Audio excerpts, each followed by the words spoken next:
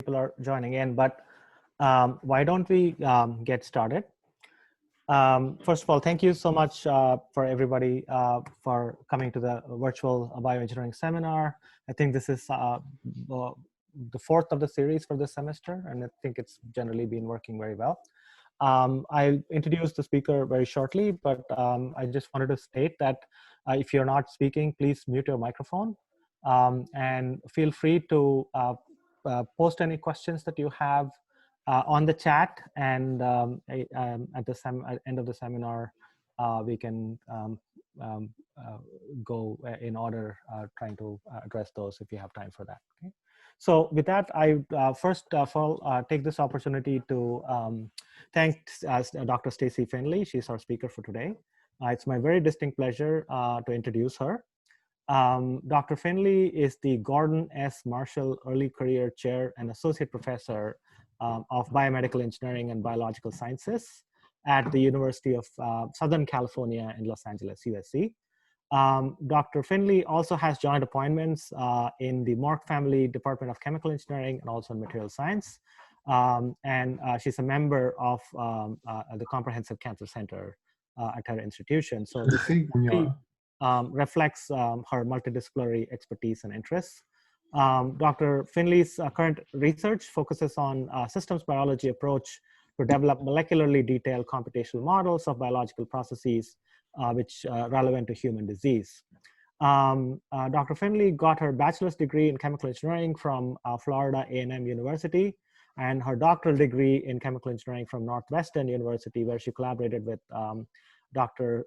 Linda Broadbelt and Dr. Vasilis Hastimanikatis. And then she did her postdoctoral research work at Johns Hopkins University, where she collaborated with Dr. Alexander Popel. She's recognized with several honors and awards, and I'll just mention a few. She received NIH National Research Service Award for her postdoctoral fellowship. She was awarded the UNCF Merck Science Initiative Award, the Issues in Higher Education Emerging Scholar Award, and she was also invited to the National Academy of Engineering Frontiers in Engineering Education Symposium. Her work is very well known and extremely well received in interdisciplinary consortia in the NIH, in particular the Multiscale Modeling Consortium and the Cancer Systems Biology Consortium, which also funds her work partially. And these are both supported by NIH, NIBIB, and the National Cancer Institute, NCI. I wanted to mention a few other dimensions about Casey that you might generally not know, which are synergistic with her science. So in a recent interview, one of the interviewers asked her, tell us something about yourself that your colleagues won't know. And Stacey said, I quote, I ran marathons in grad school as a postdoc. I've run 7 marathons in Chicago and Indianapolis and Washington, D.C. I still enjoy running, but I don't have time properly to train for these. And so I stick to weight training these days. In terms of outreach, Stacey and her lab are involved in several impactful programs to bring her science and also her research to K-12 education, designing in-class activities for middle schoolers by working very closely with teachers and educational aides. And I'll also mention one final thing before turning it over to Stacey. A recent podcast that airs out of USC called Escape Velocity caught my attention. Here, Stacey, during the podcast, is narrating her experiences to some young children. And I quote, to all women whose stories are in this book, thank you for being leaders, for being brave. Thank you for being bold. We are grateful and we are inspired. To all the leaders yet to come, big or small, I can't wait to read your stories. So Stacey, I look forward to your inspiring talk. Great. Thank you so much, Ravi, for the introduction and also for the invitation to come. I was actually waiting on pins and needles to hear what you were going to say from a quote. And yes, I did used to run marathons, but just pretty time consuming. And so just life changes have altered my course about, how to stay physically fit. I am excited to be here to tell you a lot about some of the work that we're doing in my lab with a main focus on using mathematical modeling and systems biology approaches to understand the effects of engineering T cells. And I wanted to first give an overview of the work that we do in my lab, which is the primary goal here is to predict the dynamics of different biochemical reaction networks inside of cells. And our main application is in cancer. And the goal of having that predictive understanding is to be able to develop and help develop new drug treatments, and also to understand the effects of existing drug therapies. And so the focus on biochemical reaction networks really stems from my educational training, both in undergraduate work and also in graduate work in chemical engineering. So I'm really fascinated and excited by chemical reaction networks. And now we can use mathematical modeling to better understand those networks. And so the tools that we use are exactly mathematical modeling combined with experimental studies. Just a small fraction of those experimental data points would come from my lab, but primarily we collaborate with other experimental research groups. And the goal here is to study the whole, so from a systems level approach rather than studying individual parts. And so in terms of applying this to cancer, it's really part of a broader field that's called mathematical oncology, where we use different mathematical relationships and equations to better understand the growth of tumors. This includes different processes such as angiogenesis, the formation of new blood vessels, which I studied as a postdoctoral fellow and is also a key component of my lab now, studying immune cells and how they interact with the tumor cells, and also stromal cells, other cells inside of the tumor microenvironment. And we know that some of these microenvironmental factors influence how the tumor itself grows. And so we want to better understand that. So 3 areas of applications of modeling complex networks inside of cells. The first is in immune cell signaling, and this is really what I'll talk about today, in looking at chimeric antigen receptors and how that influences the overall activation of T cells. A second area of interest is tumor angiogenesis, so the formation of new blood vessels, which is a very normal process that tumors will co-opt and exploit for their own benefit to get the nutrients and oxygen needed for sustained growth and proliferation. And we've had some papers and some predictions that we've made and also validated in that area. And then something that other application that we look at is cancer metabolism. So trying to understand the effects and the kinetics of central carbon metabolism, including glycolysis, TCA cycle here, pentose phosphate pathway, and also glutamine utilization. And this is what's supported from the NIH with the Cancer Systems Biology Consortium. So while I'm really excited about all these areas of research in the lab, I'm going to focus in today on immune cell signaling. And here we're looking at CARs, chimeric antigen receptors. These CARs can be engineered to be expressed on the surface of T cells and also other immune cells. And they recognize and bind to a tumor-associated antigen that's present on the surface of tumor cells. And upon binding and recognition, then that leads to activation of the T cell, which can lead to cytokine production and cytotoxic factors that the cell will secrete in order to target and kill the tumor cell. And so the ability to recognize and bind to that tumor-associated antigen is enabled through the way in which the CAR is designed. And so it has an extracellular domain that's derived from a single chain variable fragment from an antibody that's specific to the antigen of interest. And that's combined with a number of intracellular signaling domains that are derived from the endogenous receptor for T cells, the TCR. And so CAR-mediated T cell signaling, this cell-based therapy, has been very effective in some kinds of cancers. For example, in B-cell lymphoma, it's led to the complete remission and curing of patients with B-cell lymphoma. But there still can be some serious side effects that happen when T cell activation goes awry. So let me mention a couple of those side effects. One is called cytokine storm or cytokine release syndrome. This is an overactivation of the immune system that is thought to partially occur because there's not the same control mechanisms that are present in the endogenous T cell receptor. Those are missing from this engineered receptor. And so that can lead to a flooding of the body with cytokines that can be very harmful or even fatal to the patient. A second limitation comes when trying to adapt this therapy to other kinds of cancers. So I mentioned that CAR cell therapy is very effective in B-cell lymphoma. That's where the antigen of interest is CD19 that's being targeted and binding to the CAR, the extracellular domain. And that antigen is pretty specifically expressed on the diseased cells in this type of blood-based cancers. And so the same level of specificity of the antigen is not present in other types of cancers. So just as an example, we know that HER2 is a receptor that is expressed on certain types of breast cancer cells, and it can be overexpressed in certain types of breast cancers, but it's also expressed in healthy tissues. And so while the CAR therapy can have on-target effects, it can also have off-tumor effects, and that can lead to serious side effects for the patient. And so there have been some approaches used to better control and address these limitations. So one is to add different co-stimulatory domains in order to better control the signal and limit this cytokine storm. In order to provide better specificity, it's possible to separate out the signaling domains and be able to target multiple antigens in order to specifically address this effect of having off-tumor effects.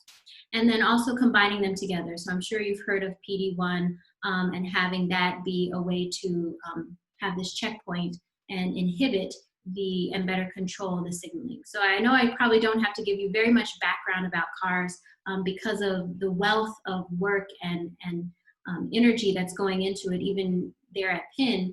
But one thing that we feel is still limiting is that there's no systematic understanding about some of the activation pathways that are being illuminated when we have these CAR-based therapies. And so we feel that using a systems biology approach where we can better understand the signaling that is occurring can be used to guide the design of CAR-engineered T cells.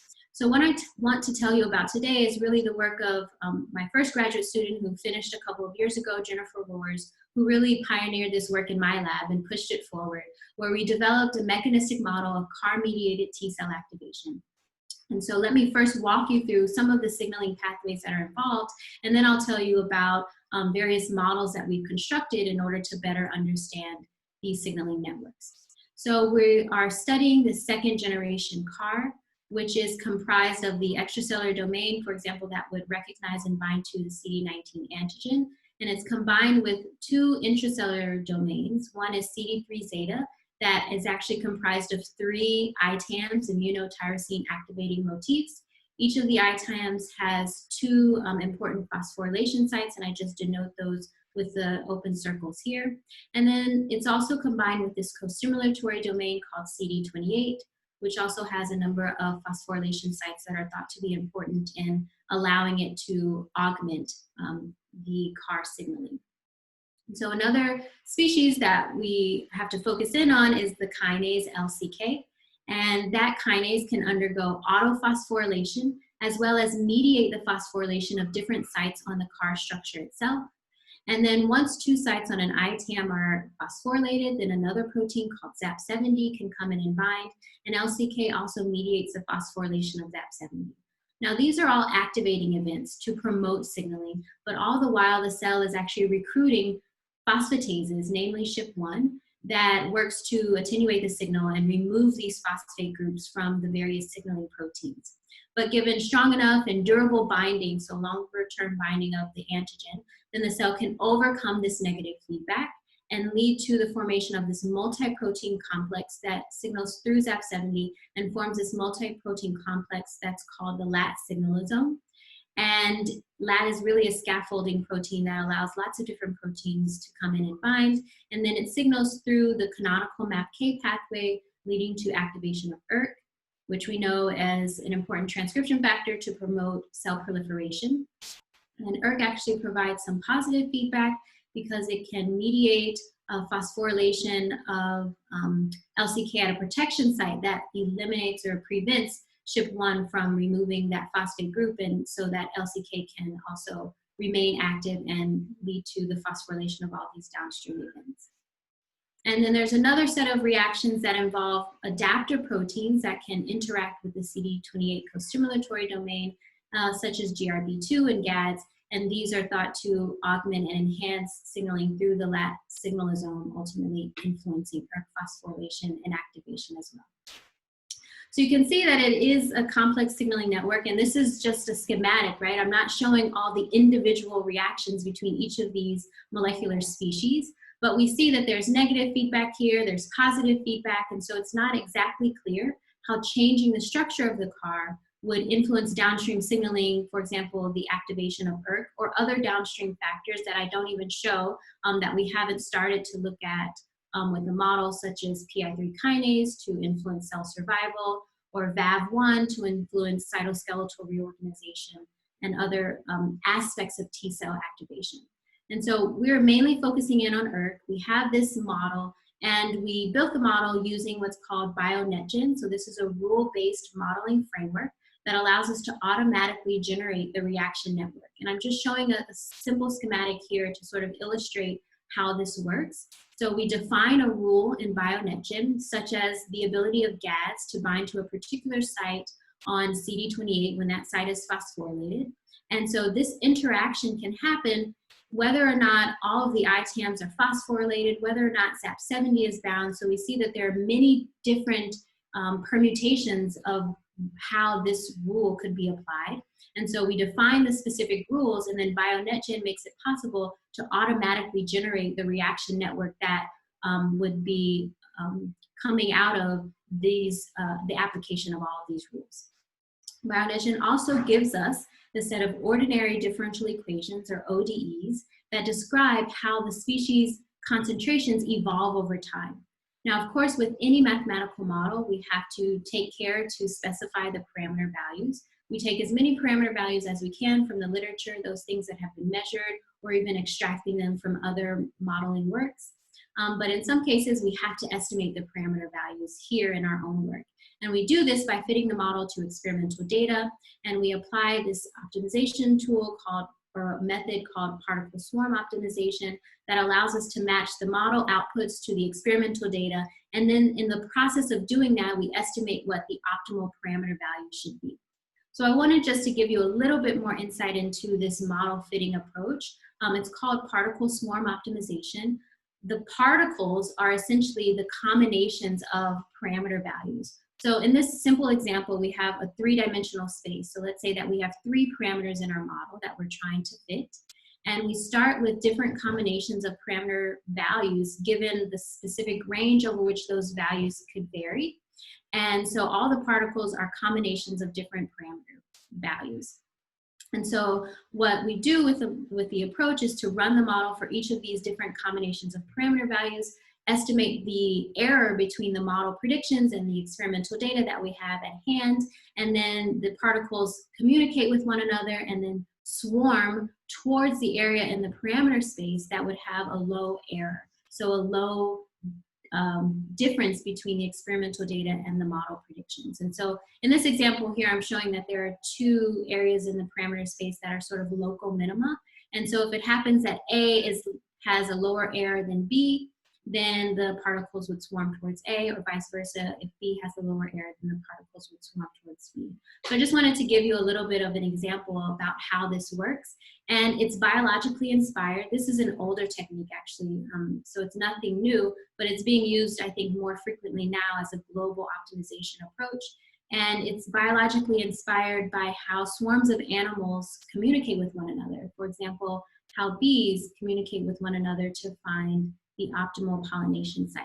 So they communicate and then they swarm towards the area that would provide the best output. And in our case, the output is the lowest error between the model predictions and the experimental data. So let's go back to this model. I'll tell you that what we've done is to use a bottom-up systems biology approach, which means that we are taking out small chunks of the model, calibrating those chunks or sub-models to experimental data, and then at the end, we'll bring them all together. So I'm going to tell you about two smaller sub-models, and then how we've brought those together in sort of modular fashion in order to look at this overall signaling pathway. So the first sub-model that we looked at is LCK. That's sort of one of the initiating events and species here that has to be really well calibrated. And it's actually known that LCK has its own program by which it becomes catalytically active. It is influenced by the inhibitory kinase called CSK as well as the phosphatase called CD45. And so there was some data from Ronald Bale's group that was published in 2014 that provided experimental measurements that we could use to train and validate the model. So what we did is to just look at LCK, look at how it's becoming catalytically active, predict the catalytic activity, and then try to explain some of the control mechanisms. So what Ronald Bale did is to develop this really nice, clean in vitro system that tries to reconstitute or mimic the membrane environment of T cells. And so they developed these liposomes where proteins can be expressed on the surface of the liposome, and they express LCK and the inhibitory kinase CSK. And then they added ATP to initiate phosphorylation at 2 different sites, and they wanted to look at the phosphorylation at the site tyrosine 394, which is thought to enhance the catalytic activity of LCK, and tyrosine 505, which is thought to inhibit the catalytic activity of LCK. So they took these measurements, and what we wanted to do was use their measurements in order to really fill in this transition map, right? So we look at the catalytic activity. There are 4 different monomers of LCK that we can consider. The monomer that's not phosphorylated at all, the doubly phosphorylated form, and then the 2 singly phosphorylated forms as well. And from experimental literature, we know that these monomers can dimerize, they can form homodimers, and those dimers are strengthened when the inhibitory side of tyrosine 505 is phosphorylated. But the dimers are catalytically inactive. So it adds a little bit of a twist to the mathematical model. But we put together a model that says monomers can bind with one another, and then they can mediate, the monomers can mediate phosphorylation that leads to, for example, this singly phosphorylated form becoming doubly phosphorylated, and all the different steps that I show here. So we fit the model to the data from Ronald Bale's group. So the data that I'm showing is from their paper from 2014. The circles are their experimental measurements, where I'm showing the amount of phosphorylation at each of the 2 sites, the tyrosine 394 and tyrosine 505, as a function of time. And they perform these measurements for 4 different conditions, where LCK is expressed at high concentrations or low concentrations, and whether it's expressed with the inhibitory kinase CSK or without the inhibitory kinase. And so then we fit our model to their data. That's what I'm showing with the line. So the solid line is the mean value of about 20 different fits. The shading indicates, the lighter shading indicates the 95% confidence interval. And if you can see, there's a little bit darker shading, which is the 50% confidence interval. And so overall, the model does a really nice job of matching the experimental data. We try to estimate what the catalytic activity is, and I'll show you that in a couple of slides. But first, I just want you to sort of appreciate the relationship that the model is able to reproduce these experimental data that were used to train and estimate the parameter values. So we do see that there is a faster rate of increase for tyrosine 505 phosphorylation in this condition with low LCK plus the inhibitory kinase present, that the model cannot capture here. But we certainly, with the model, capture this flipping of the order, meaning that more of tyrosine 505 is phosphorylated compared to tyrosine 394 for this condition compared to the other 3 conditions. Okay, so they also had some data in the paper that we held out so that we could validate the model predictions. So these are separate measurements that we did not use in fitting the model. This is where they held 50% of the LCK to be catalytically inactive, the monomers. So we mimicked that condition with the mathematical model and then tried to see whether our model predictions would match the experimental data. Again, just emphasizing that these measurements were not used in training the model. This is separate for validation. And so we see a nice correspondence between the model predictions and the experimental data. But it's more, I mean, we can fit the lines to the circles, but what we're really interested in doing is to extract some biological insight from this kind of mechanistic model. And so what we can look at are the estimated parameter values for the LCK catalytic activity and use that to better understand how LCK is becoming active, and then also what maybe some downstream effects would be of the various levels of catalytic activity. So what I'm showing here is just a schematic of the model fitting that we were able to do, where I'm highlighting LCK that's phosphorylated at the tyrosine 394 site, and the arrow indicates which reaction it's mediating the phosphorylation of. The color of the arrow indicates its catalytic activity. So when LCK is phosphorylated at tyrosine 394, it has mostly purple and dark red arrows extending from it, meaning that it has a relatively high catalytic activity, certainly higher than some of the other monomers here, so certainly higher than LCK that's only phosphorylated at tyrosine 505, where it has just mostly blue arrows extending from it. And I can show you this in maybe a little bit more compact format, where the vertical axis is the enzyme, and the horizontal axis is the substrate that it would be acting upon, where I've bolded the site that would be becoming phosphorylated. So just as I showed, tyrosine 394, that's phosphorylated, that's indicated by the P. It has mostly purples and reds here for all of the other substrates that it could mediate the phosphorylation of. When tyrosine 505 site is phosphorylated, it just has a much lower catalytic activity, and so we see some intermediates that have varying ranges of catalytic activity. One thing that came out of this that we weren't exactly expecting is that the monomers of LCK prefer to undergo autophosphorylation, so they prefer to phosphorylate themselves. So just as an example, here we have two red squares for an enzyme that's not where the LCK is not phosphorylated at all, so doubly unphosphorylated. It has a higher catalytic activity to mediate the phosphorylation of these two species here compared to another species. So it prefers to phosphorylate itself at one of the two sites. And so that's some new information, mechanistic information that we get from this kind of modeling that wasn't known to this level of resolution in terms of what's already been published in the literature. So we got really excited about this, and we can see that the model provides some novel insight into the kinase activity, allows us to make novel predictions about maybe how LCK is mediating phosphorylation. And certainly that's important as we think about LCK being this sort of initiating species that leads to other phosphorylation events that ultimately would lead to activation of the T cell. Okay, so we now already have the submodel that says we know how LCK is becoming catalytically active. We know what are the different catalytic rates of each of the LCK monomers. Now we built submodel 2, which helps us to look at the rate at which each of the sites on the CAR structure itself are becoming phosphorylated. So here we were able to predict site-specific phosphorylation rates. So what my student Jen did is to implement the in vitro liposomal membrane system. In our own lab, we expressed LCK here along with different CAR constructs. Here I'm just showing the CAR that only has the CD3 zeta chain present.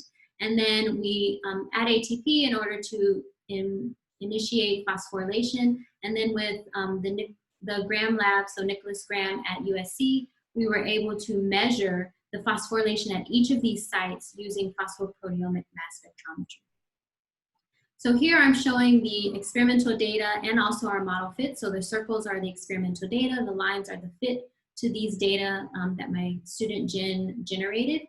And so she measured the amount of phosphorylation again at each of the 6 sites on the CD3 zeta chain. This is with CD3 zeta chain only present in the CAR as a function of time. So you can see that over time, eventually all of the sites would become fully phosphorylated, but they happen at different rates. And so we were able to fit these data and then extract some different characteristics of this process. So first looking at the half maximal time. Here the circle is also the measured half maximal time, whereas the bar is the model prediction. So you see we also do a very nice job of fitting or matching those experimental measurements. And what we see is that they have different rates of phosphorylation.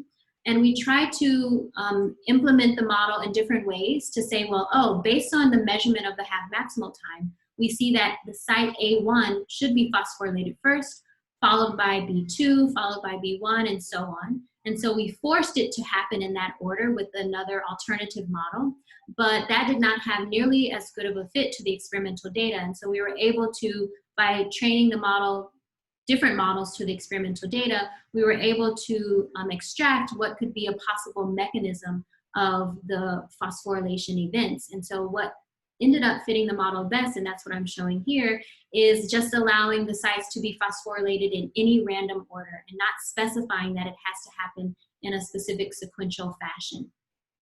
We can also extract the Hill coefficient to try to see if there's any cooperativity between the sites, the phosphorylation at each of the sites. The experimental data point is shown in the circle, and the bars show the mathematical modeling predictions. And so all of these values are right around 1. So it indicates that there's really no cooperativity between the sites. They're acting independently. They're being phosphorylated in random order. And so this is the kind of mechanistic detail that we can extract from the mathematical model by fitting different versions of the model to experimental data. So this is all of the phosphorylation events that happen when just CD3 zeta chain is present. We also looked at what happens when we have a CAR that has the CD28 co-stimulatory domain present as well. And you may not notice, but what happens is all of these lines, the circles for the experimental data and the lines for our model fit, shift to the left. And that means that the presence of CD28, that co-stimulatory domain, enhances the rate of phosphorylation. So the sites are becoming phosphorylated more rapidly on CD3 zeta. And we can also look at that by seeing what the estimated parameter value is. So this is the catalytic rate at which LCK mediates the phosphorylation of the different sites on CD3 zeta. This is what we would estimate the catalytic rate to be with just the CD3 zeta chain present. It increases about 3-fold when CD28 is present. And then we did some point mutations to convert the tyrosine to phenylalanines in order to see what are the important, is there anything important about other sites that are present on the CD28 co-stimulatory domain. And so by making those point mutations, we would reduce the catalytic activity, maybe even below what happens when CD3 zeta chain is present by itself. So this gives us a mechanistic insight, really telling us that the presence of CD28 increases the rate of phosphorylation at the CD3 zeta chain sites. Okay, so that's one way in which maybe CD28 is enhancing downstream signaling. And that's actually the question that we could look at next, which says, okay, we know how LCK is becoming phosphorylated, that's submodel 1. We know the rate at which it's phosphorylating these different sites on the CAR structure, that's submodel 2. So now we can bring it together, and maybe I'll show it this way in a more modular form. So submodels 1 and 2 combined with negative feedback through SHIP1, the phosphatase, and also CD45, another phosphatase. This model we took from very foundational work in TCR signaling from Alton Bonnet in 2005. And then we combine it with a new part of our work that we just recently published earlier this year to look at the lat signalosome, and also with canonical models of RAS-GTP as well as the MAPK pathway. Okay, so we can put together this model, again, from a systems level, bottom-up approach. And we had to make sure that the model still matches experimental data. Ronald Vail came out with another paper right around the time that we were just putting all of these models together, and so that's from 2017. And so we could fit their experimental data again. This is a little bit different. It's the amount of phosphorylation, but now as a function of the concentration of the phosphatase CD45. And so we have a pretty good match there to their experimental data. We can also see what are the catalytic rates that come out of this fitting that we do, and they have pretty tight error bars, and so we're relatively happy with the fit and the predictive ability of the model. So now we can move forward and answer some different questions. So the first part that I'll tell you about with this full model is being able to predict CAR T-cell activation, so downstream signaling, and that's what we're using that very molecularly detailed mechanistic model to do. And then the second application is to try to understand what is influencing or driving the population level response for a population of CAR engineered T cells. And so we use the mechanistic model, but more in a data-driven approach. And so that'll be the second part here. So with the mechanistic model, this is actually pretty quick. We are able to predict the ERK response time. And so the reason to look at ERK response time is just in understanding CAR and really in understanding T cell activation. Very foundational work has shown that maybe looking at the ERK response time, which is the time that it takes for 50% of ERK inside of cells to become phosphorylated, is a way to characterize the activation of T cells. And so we can make that prediction with our model as a function of the antigen concentration, so the level of stimulation that the cells are experiencing. And so we did that with a model that just has a CAR with only CD3 zeta chain present, that's shown in blue, as well as the CAR that has the CD3 zeta chain and CD28 co-stimulatory domain present. And so the very first thing just to notice is that even for both cases, but what we see is that there's a slowing down, so the ERK response time is extended, it takes longer at very high concentrations of the antigen, and that is because of the negative feedback loop. And so this is this behavior has been shown even in endogenous T cell receptors, and so we can show with our mathematical model that that same behavior occurs with CAR engineered T cells as well. And then the next thing to look at is the effect of CD28. So when you have CD28 present, it reduces the ERK response time, so it makes it faster for ERK to become phosphorylated. And so we tried different versions of the model to understand or hypothesize and predict why or how CD28 is enhancing ERK phosphorylation and the time that it takes for ERK to be activated. So we put together 3 different models based on experimental literature, as well as based on the work that I showed from submodel 2, which says that CD28 enhances the rate at which the sites on CD3 zeta are phosphorylated. And so when we use that version of the model, it's actually when we can predict this clear enhancing of the ERK response time due to CD28 across all levels of antigen concentration. Now, this is a novel prediction from the model that we wanted to confirm and test experimentally. So we turned to an experimental system where Jurkat T cells are engineered to express the CAR, either the CAR that has CD3 zeta chain alone or CD3 zeta chain combined with the CD28 costimulatory domain. And then we have target cells, K562 cells, that are expressing the CD19 antigen. So we can try to mimic cell-cell interaction, and we can vary the level of stimulation by varying the CAR to target cell ratio. And we measure with flow cytometry the ERK response time. So that's what I'm showing here, this experimental validation, which really nicely matched or confirmed what we were predicting with the mathematical model, that having CD28 present in that CAR reduces the ERK response time across all levels of stimulation. Now, you will note that the range of the ERK response times that we measured experimentally is different from the model predictions.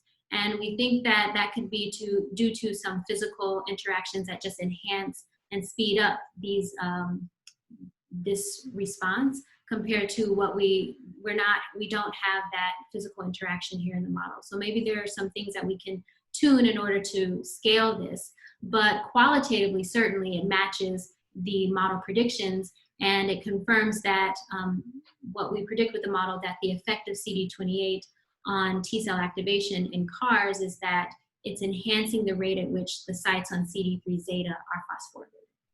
Okay, so that's the first application of this full model to predict the ERK response time and also to try to explain the role of CD28 in enhancing T cell activation, which it's known to occur experimentally, but the mechanism by which it occurs was not really fleshed out. And so that's one knowledge gap that the mathematical model could be used to fill. And so in the last few minutes, I want to talk about how we're applying this to look at a population level response. And this is work that's driven by a current graduate student in my lab, Colin Chess, where we took the model that I just described to you, and we simulated the model 100,000 times to mimic a population of cells, a cell population of 100,000 cells.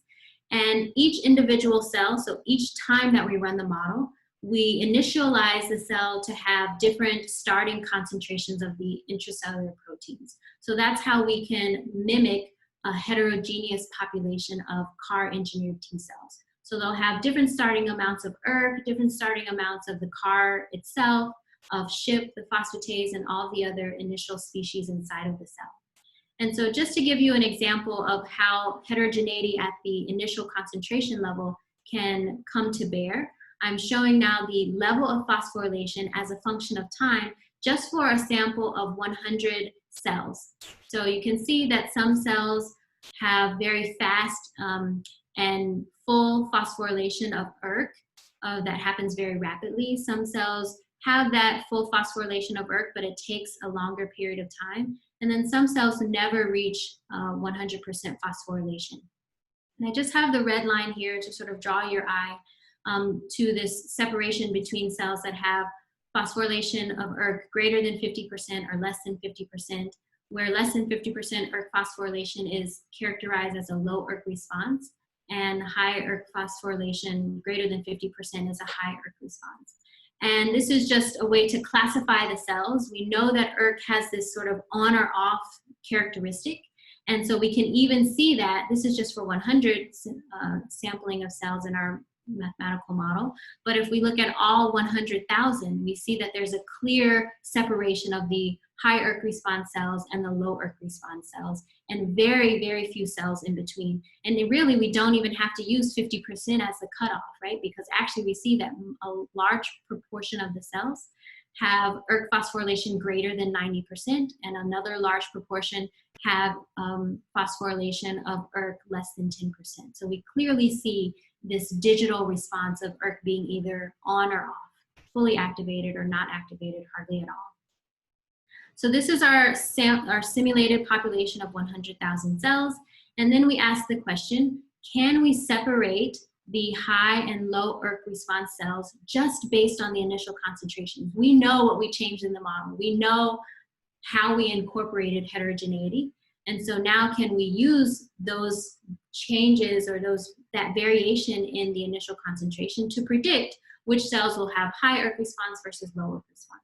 And the way that we did this is to use partial least squares regression. So this is a linear regression analysis that relates inputs to outputs. In this case, the output is the classification of high or low ERK response. The input is the set of initial conditions. So we want to try to relate the set of initial conditions across this simulated population of 100,000 cells to the output, that classification of high or low ERK response. So when doing PLSR, it's part of this is actually principal component analysis. So we can identify a component which is a linear combination of our inputs.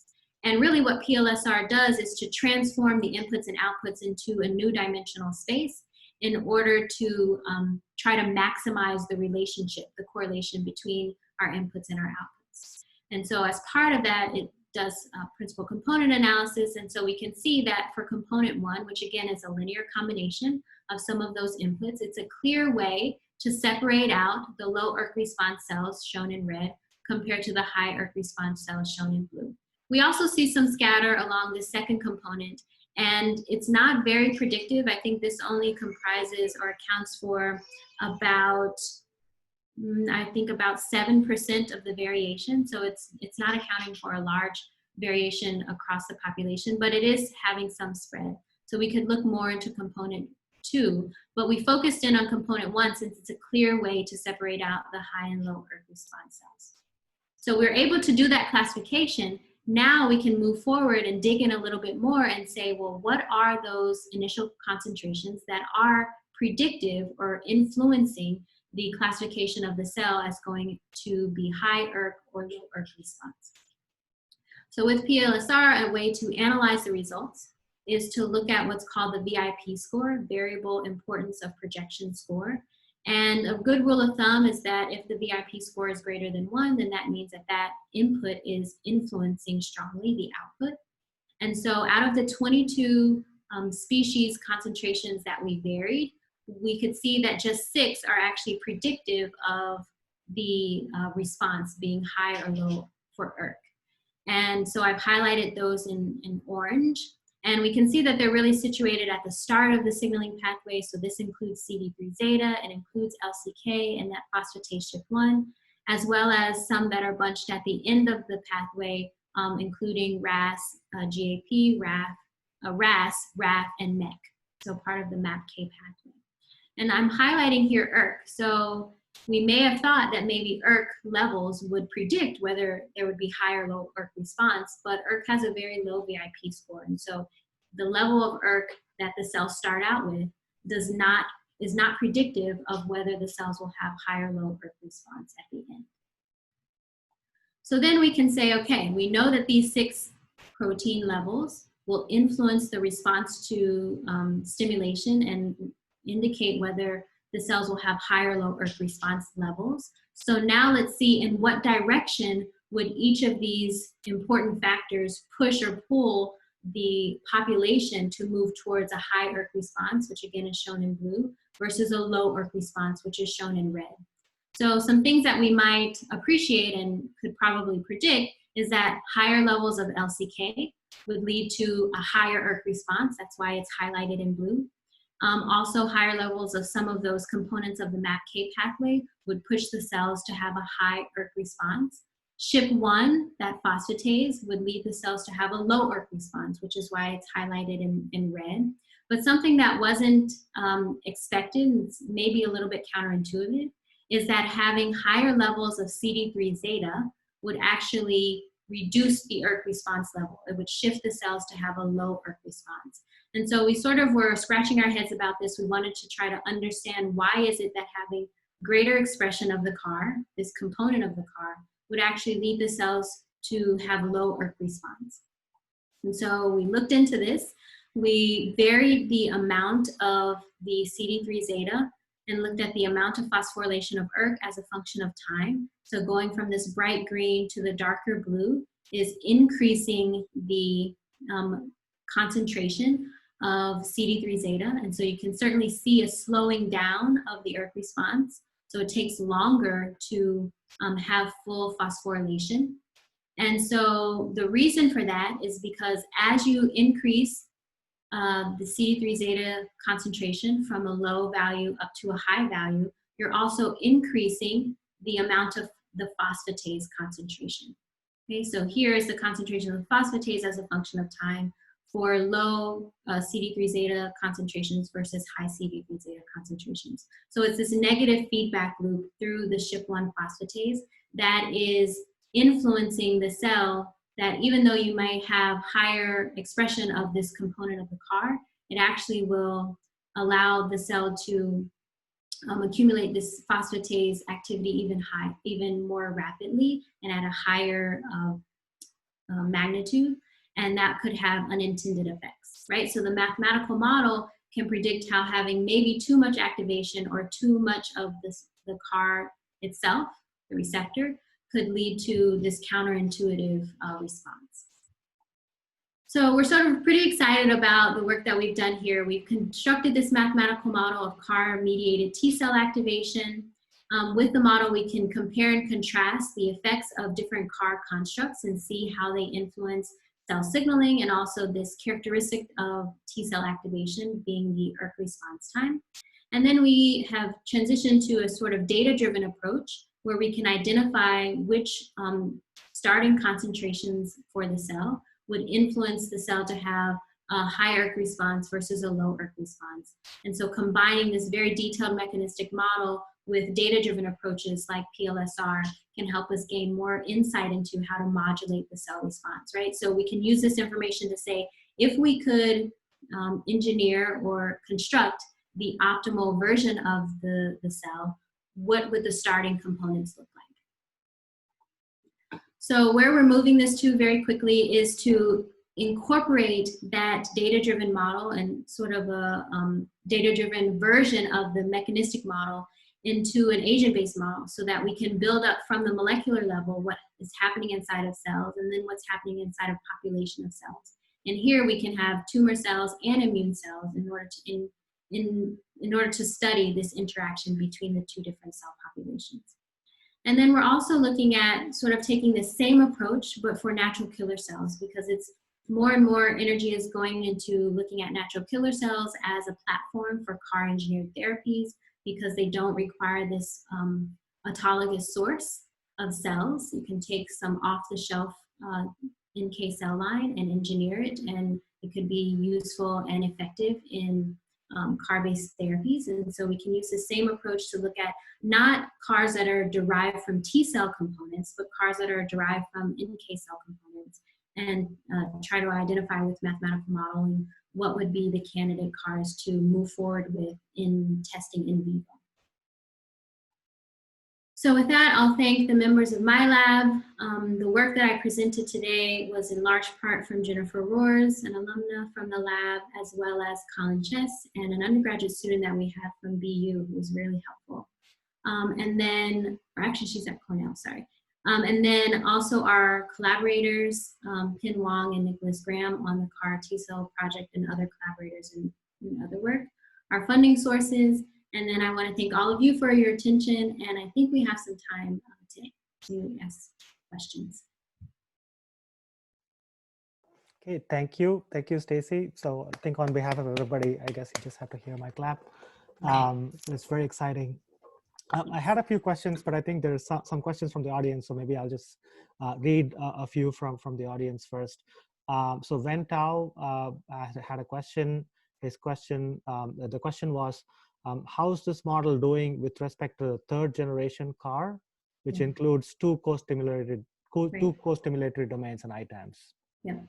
Yeah, it's a great question. Follows very nicely from the work that I presented, which is, yes, the third generation CARs have 4-1BB, and so it's related to some of the signaling, but it also includes some components, some signaling components that we don't have in the model.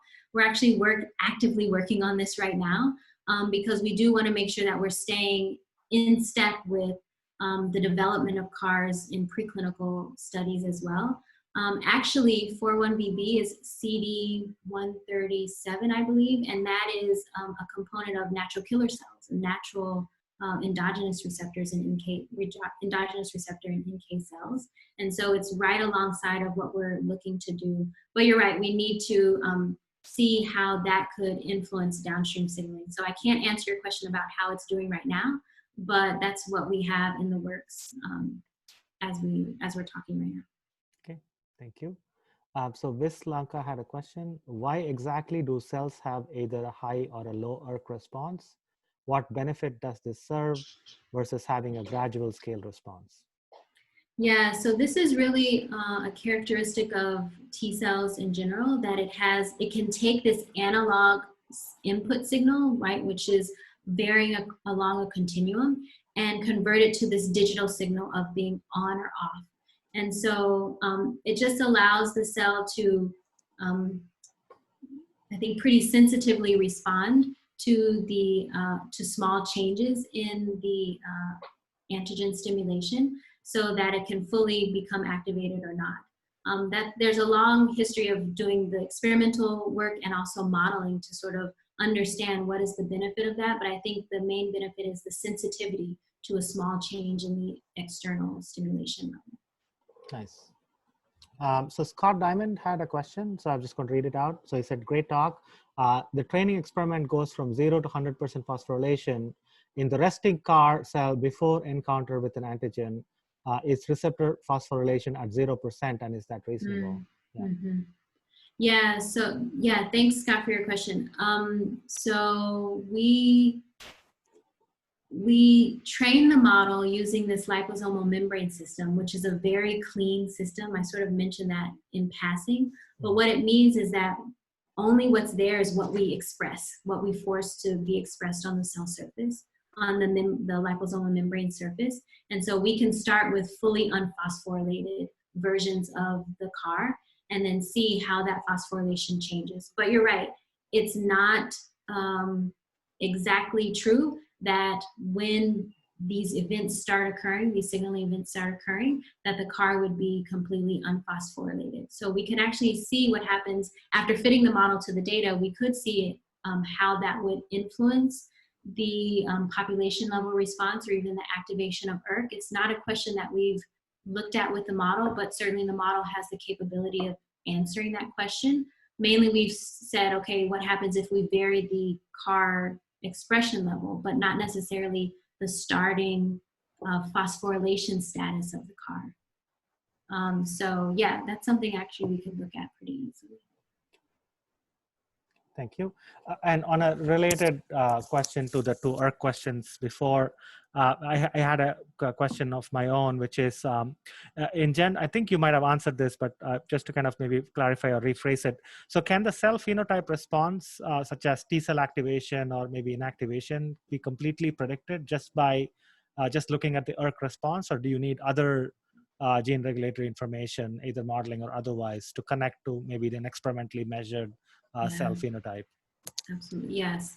So ERK phosphorylation is really just one aspect of, because it's just focusing in on T cell proliferation. So it's just one aspect of the many functions that a T cell would have to have in order to, target and kill the tumor cell. That also includes cell survival and being able to secrete cytokines and cytolytic molecules. And so one thing that's limiting the model that we have right now from taking advantage of a lot of experimental data, even from Carl June's work in measuring the responses of different CARs, is that we don't have more long-term effects in terms of the amount of cytokines that are being produced, like interferon gamma and other things, IL-2, that are being produced by the cell. And so we would have to link this shorter term signaling model with the longer term secretion of the cytokines. And so because those things happen on two different time scales, we're still sort of thinking about what's the best way to do that, maybe to run the model for, an hour or 2 hours, and then have to link that to the longer term studies, which happen over the order of hours, 6 to 12 or even longer. And so your question is about whether it's fully complete to just look at ERK, and I have to say no, it's one component of it. And so we're thinking about how to expand this to look at other aspects of CAR T-cell activation as well. Thank you. And if I may ask one more question. So you, at one point, you talked about the cooperativity. So the question that I wanted to ask is, in general, if you, with these receptor-bound systems on a plasma membrane or other membrane, the spatial arrangement of these receptors and clustering often is called into question as a possible mechanism. So is clustering involved in these CAR T receptors, and will that actually change either the cooperativity or the sensitivity in any way? And can you get some clues from the models?